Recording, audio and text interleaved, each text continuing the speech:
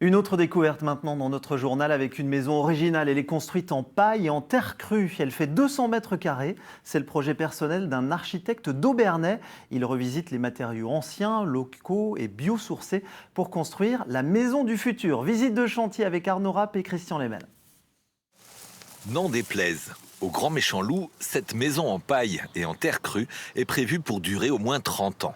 Sébastien Fritsch est architecte. Il a commencé cette maison passive il y a 3 ans et a convié des curieux pour une visite guidée. 2030-2035 et après on n'a pas de visibilité. Déjà étudiant, c'est des choses auxquelles je pensais.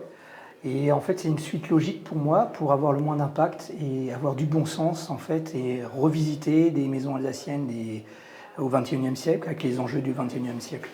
Des matériaux anciens, abandonnés, dont les qualités sont redécouvertes, comme cette paille qui se retrouve dans les murs ou comme cette terre argileuse, celle retirée des fondations, mélangée à du sable. Il en a fait des briques pour leur qualité de régulation thermique. Donc en fait, un des points importants sur une maison comme ça, c'est le confort d'été, dimensionné jusqu'à 2050.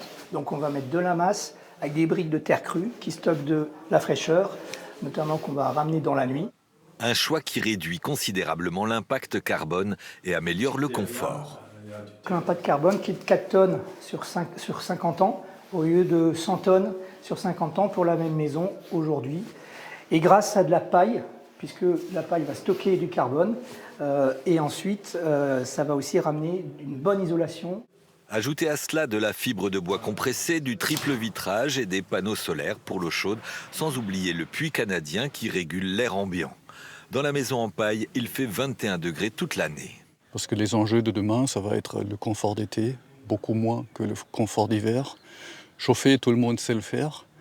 Se rafraîchir avec des moyens passifs, on ne sait pas encore trop faire, et là c'est un bel exemple. Moi je trouve qu'on on se sent bien là dans cette maison, dans cette enveloppe, alors que c'est même pas encore terminé.